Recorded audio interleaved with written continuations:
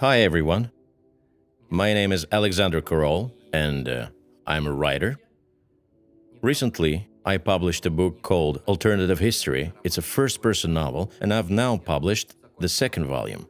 The second volume ends at the moment where I solved the matrix. Somebody calls it the throne of God. Somebody calls it the Philosopher's Stone. I've devoted many years to research, and now I want to demonstrate to you what it is, just in a nutshell, so that after watching this video, you might get interested in reading my novel, the first and the second volumes. Those two volumes have a complete history of how I solved this matrix. Let's see, what do I have now? I have these papers here. So here, I have a small treatise. It's an excerpt from the Alternative History book. I called it New Heaven and New Earth. I will be going through these pages that I've printed, referring to some materials in it, and telling you about it in detail. It's just easier to explain everything in a video rather than if you read it on your own in the book. So, let's begin. I often pondered on the question why, in the Bible, especially in Revelation of John the Apostle, do they mention 7 lamps, 7 spirits, and 7 churches a lot? There is also a Jewish candelabrum, known as the menorah. It holds 7 candles as well. I also looked through quite a few illustrations made for Revelation of John the Apostle. There is an artist Dürer who made engravings, and he had depicted a throne, some elders, and other things, and among them there are 7 lamps. Sometimes there are 7 lamps around him, above him, above one sitting on the throne. Sometimes it's depicted as 3 lamps on one side and one on the other. But they all showed something like this. So I've illustrated it similarly. But I hypothesized, ever since I was a child, I felt it, that there was some kind of hidden code in everything and everywhere. I thought that cities were not built randomly. All distances between churches and palaces are very particular, especially in my hometown, St. Petersburg. And another thing I've always wondered about was that there are 12-month and 12 zodiac signs. Both can be divided into 4 groups, 4 elements, and 4 seasons. Why are there 24 hours? It's 12 hours on one side and 12 hours on the other side, the light and the dark sides. And why is there such coincidence in the Bible? And in Revelation of John the Apostle Apocalypse, 24 elders are mentioned. And I thought to myself, similar to 24 hours, could they be connected? Could it be the same? So when I was in spirit,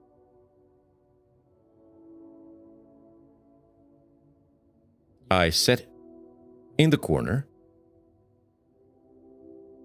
of my room and saw that if my room is, let's say, a cube or a rectangle, but okay, let's say it's a cube, then one corner is occupied by me, and there are 3 corners next to me on the bottom where I sit, and there are 4 corners above me. And I'm in the 8th corner. So I quickly got back to all those illustrations from Revelation of John the Apostle to check what it all looked like in the pictures. And I see that there are those 7 lamps, but there is light coming from his head as well, as if he was a lamp too. And that's when it dawned on me that one sitting on the throne is manifested in one of the 8 corners. Of course, the realization wasn't that sudden, or that realization so easily came to me when I sat in the corner. Of course, I studied what are the 7 corners, the 7 planets, how light disperses, and how white light disperses into 7 colors. So I've put in quite a lot of effort studying it. Let's move on. Since I realize the one sitting and the throne described in the revelation of John the Apostle, and not only in John, but there is Ezekiel. And so I know that there is some sort of confirmation that it should be a rectangle or a cube. And so I have found in revelation of John the Apostle, there is a new city, and its height, length, and width are equal. And I thought, bingo, that's a cube. So it means that he manifests himself in one of the 8 corners, and that's why there are 7 lamps round him. He is the 8th. He is the 8th. Here I can show it to you.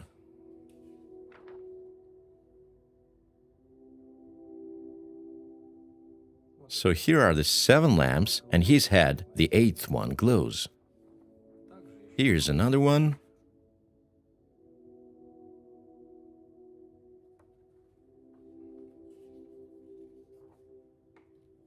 Here you can see how they depict the elders. There are 7 lamps beneath his feet, as you can see. Another common feature is all those cherubs or seraphs around him, 4 animals. That's quite popular imagery as well. I found all this as well. So when they describe a new city or a throne or something like that in heaven, well, they usually call it the new city. It says that there are 3 on one side, 3 on the other, so there are 3 gates for every cardinal direction. It's very curious. Again, we see the number 4 as a group, like 4 elements, 4 seasons, and 3s as 3 months in a season, for example. It got me thinking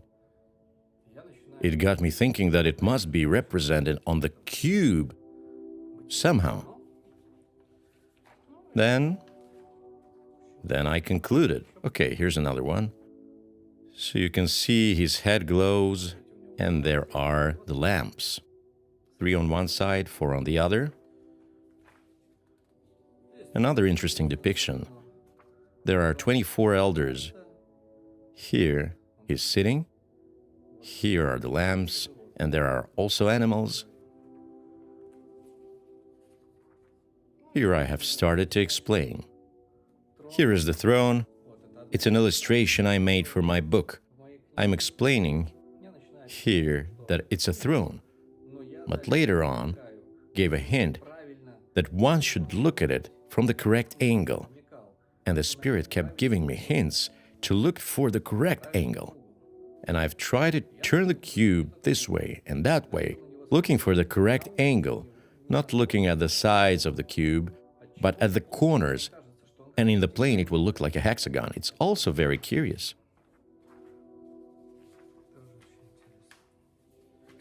What's next? Then I remember that I came across quite a few icons with a triangle, and I thought maybe he's sitting in the corner. Later on, I figured out why the triangle is there.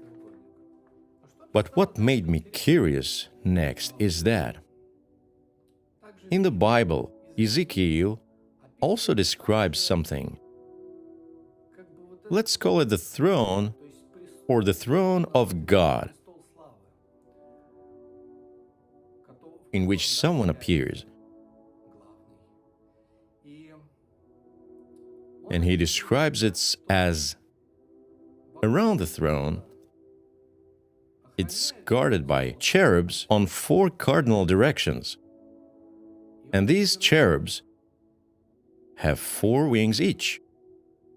If we refer to the exact words, and you have to check the exact words, it said that 2 wings spread out upward, each wing touching that of the creature on either side, and each had 2 other wings covering its body. Another curious thing is that you can read about in the Bible, and you see in some icons is sometimes there are 6 wings, not 4. I have found 4 and 6, and I have found their faces as well.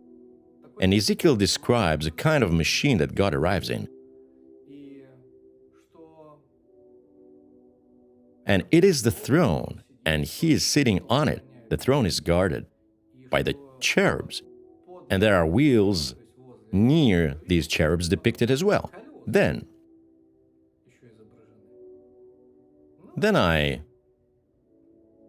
when I was in spirit, I started to figure it all out.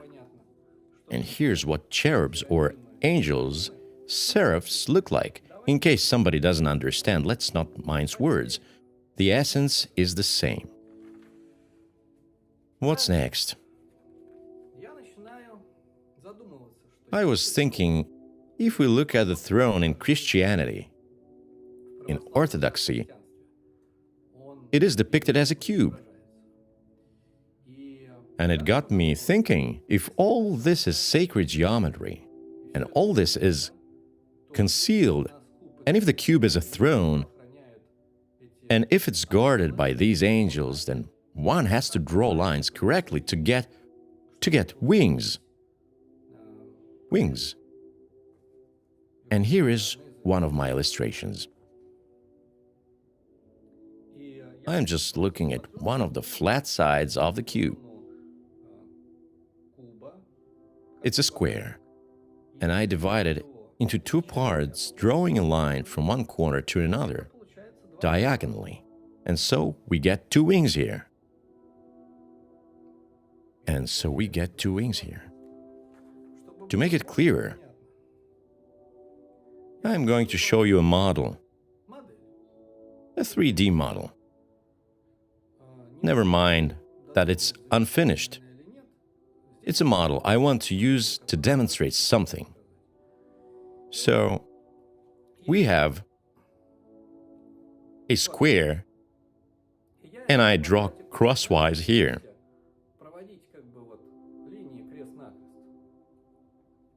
I guess it's hard to see now, but the point is that I drew lines.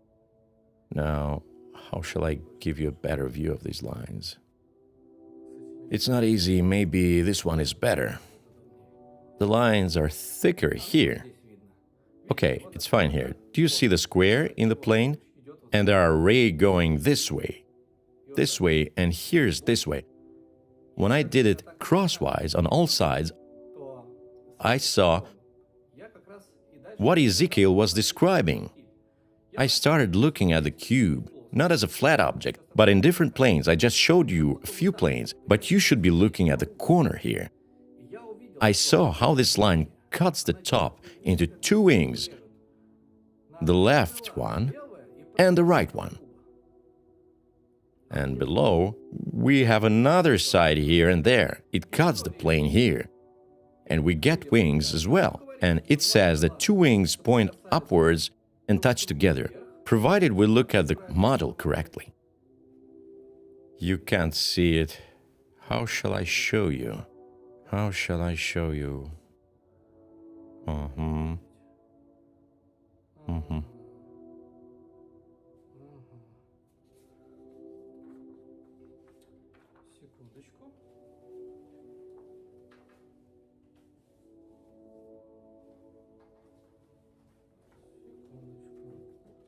I have some illustrations here. It will make more sense. I've been working on this project for a while. Okay, look, we have a square, and if we cut it into 2 like this is one wing, and this is the other. Only you're supposed to be looking at it at the cube for an angle, not when it's flat like this.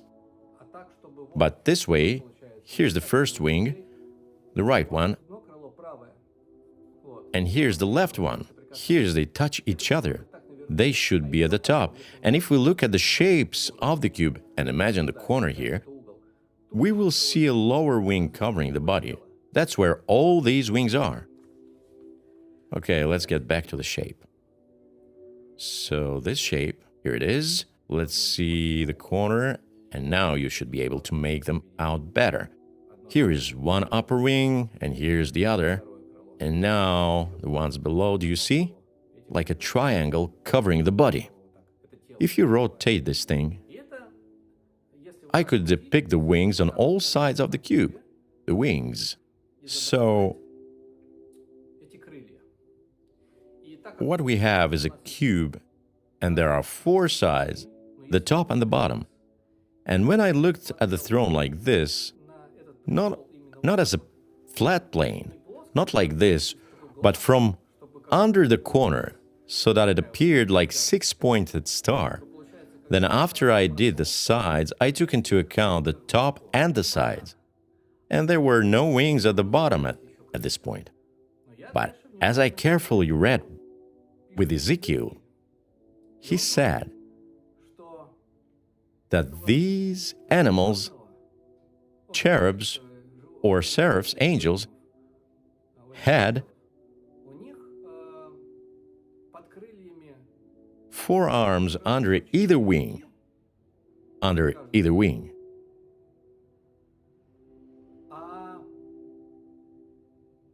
That's as far as the upper wings are connected, and there are four legs under either lower wing, resembling bull's legs, gleamed like burnished bronze.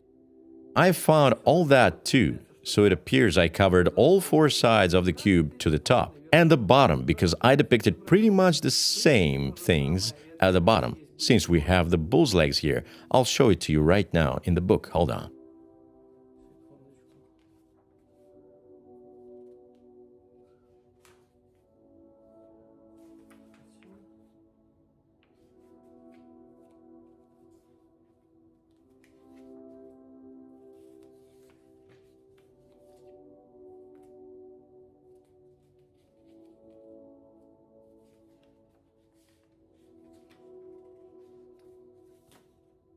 In essence, so you understand,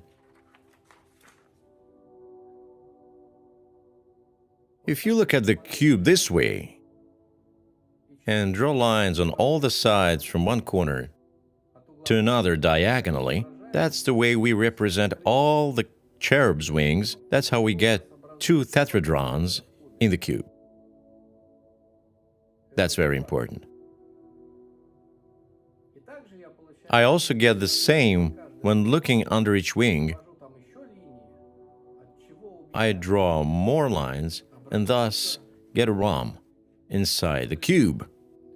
How did that come about? So we have this model. Let's say we have two wings here. I would draw a line under another wing, then another one, and yet another. With all the arms and legs drawn under the wings, I get a ROM. So I got a ROM inside. Here we have a cube with all those interesting lines. Next, I looked at it from the correct angle. So you see a triangle here. Here, and here a triangle, you see? And this triangle is pretty much what I took as the base to make the circle. It's a wheel. So I went this way and got all those wheels for the cherubs. It's quite fascinating. It says here, if we see, it might see that if we see, well, that's Ezekiel says, that if we see, hold on a second, it's difficult to synchronize with the camera. If we look at the triangle with the tip pointing downwards, like this, and there are all those smaller ones, right? It's because I went on to make the arms and legs under the wings. There's also a tiny triangle with a tip pointing upwards. Can you see it? And big one on the tip of the pointing downwards. All these are faces of animals and cherubs. And so this one is the face of a lion and a human. It's when the triangle is pointing downwards. This point, And if we look at the cube here, here, and here, you see? So that's the face of a lion and a face of a human. Then it says in Ezekiel work that if you turn into the right or left, he says something like that, so you turn it and see another face. Here, with the tip pointing upwards, we get a bull's face. And if we get a closer look, it's an eagle. So there are 4 animals. But that's just for starters. Next.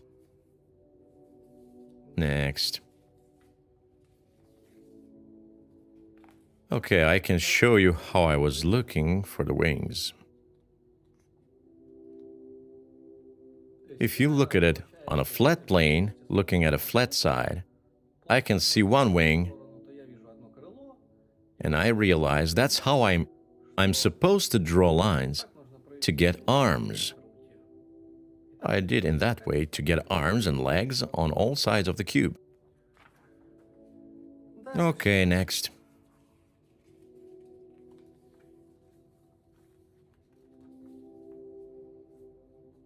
That's how I rotated and depicted wheels around the cherubs.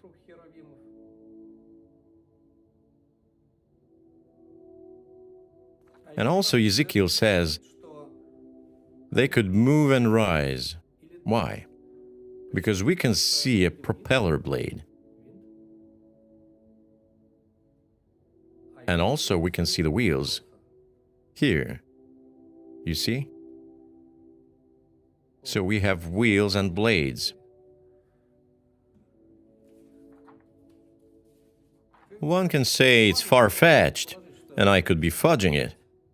But then the Spirit showed me how it all can be proved. We'll get there now. So what's next? Next it says that the cherubs are full of eyes all around. I found it to be there too. It's because we have these big triangles, tetrahedrons, and they came to contain the little triangles on all sides, and these are none other than the eyes. Next, and they are everywhere, in the front and the back, because you're supposed to look at this matrix from the correct angle, so that you see the flat plane, and then all the layers and the portion at the rear side. You realize it, don't you? There is the blade at the front here. The one at the back is pointing in the opposite direction. There is a blade here, and here as well. It's like a real concealed flower of life, only in real dimension. It came to be quiet by itself here. What's next? And also we can get back to the revelation of John the Apostle, where it says that the new city has 3 gates. So where are they? It's very simple. Let's look. Very important to look at the correct angle. You're supposed to look at the matrix like this. If you do, well, it's not easy to show in the video. What shall I do to make it clear? Maybe this one will demonstrate better. Yes, this one's better. Here you can see the cube, and we can see its 3 sides. If you look from the corner, it's the one, this and this. These are the 3 gates. If I were to remove the other lines here, that's what you would see, squares positioned crosswise. So you rotate it like this, and look.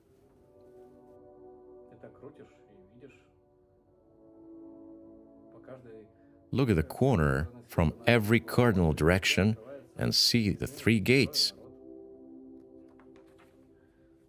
Next. And the Spirit, when I was in spirit,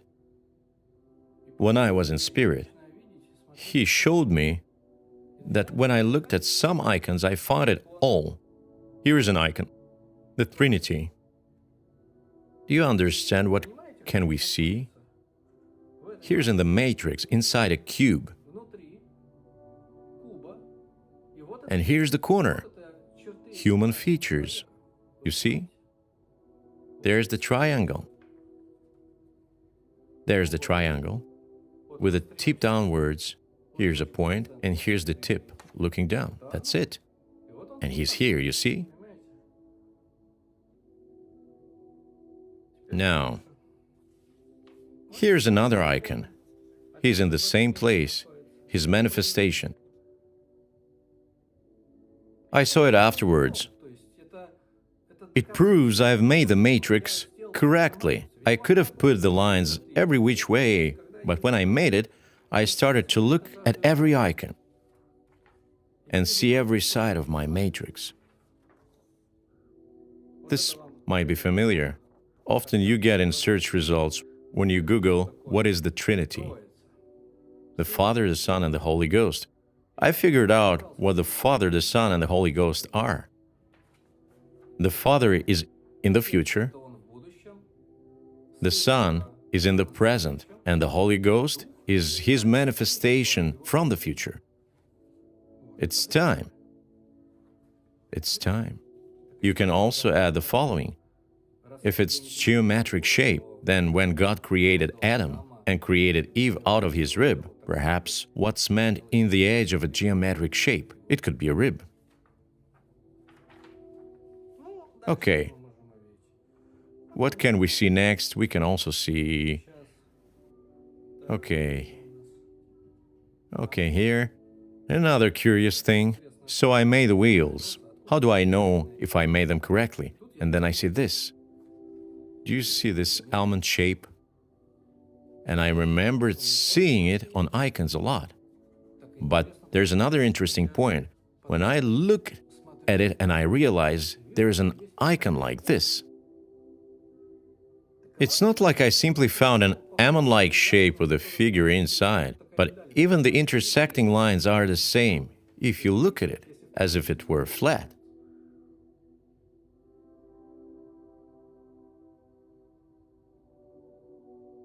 These intersecting lines are the same, and he manifests in this almond shape. Then I have this. It's known as the mandorla. It's what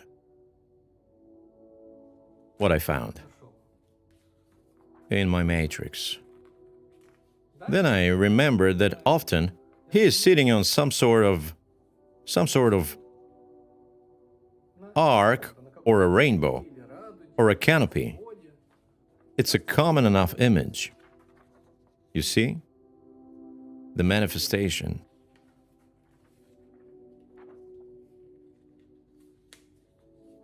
Have a look.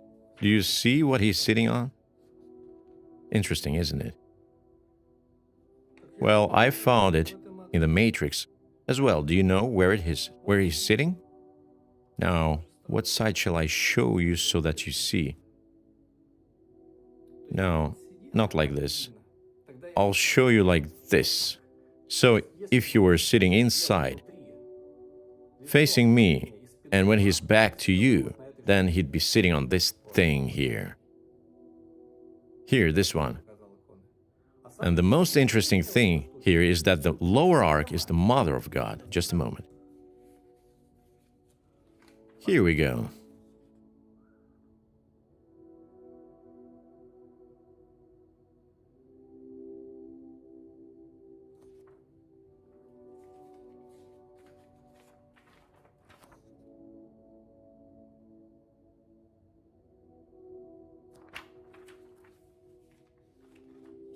Then I found this icon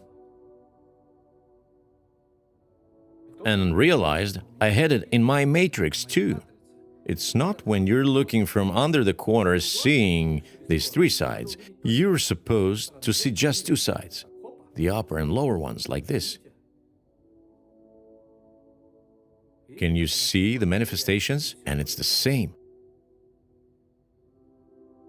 And it's not all the lines are finished here, admittedly, but to show you this, I'm showing you the stages of the matrix, but when it forms, a lot of other things form as well. You'll just not be able to see it.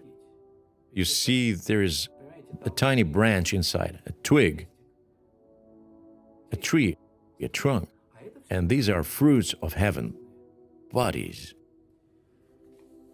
So it grew, the burning bush, if you know this icon. Ah, here.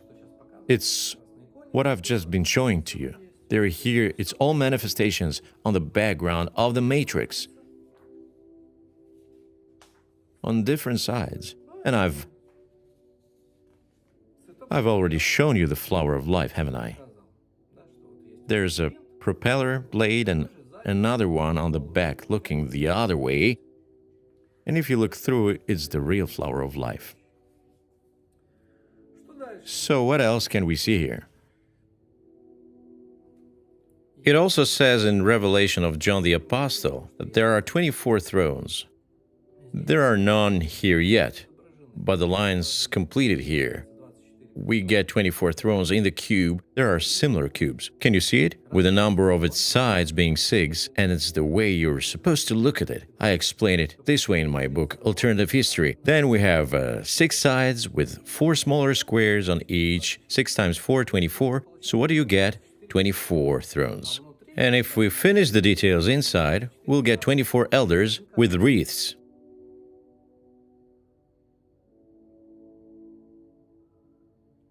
And can you see? If we look from the corner angle, there are 12 in light within our scope of vision now, as we have 12 zodiac signs and 12 hours, and 12 on the other side. So 24 elders. But there is another interesting detail. In Revelation of John the Apostle, chapter 4 and 21, it says that there are 24 thrones around the throne. And there is the throne here as well, in the center. But do you know what is the paradoxical thing? I did find it, but it was very difficult to do. And it wasn't the same. It wasn't the same size as the little squares here. It was different. In the golden ratio, the small cube is inside the big cube.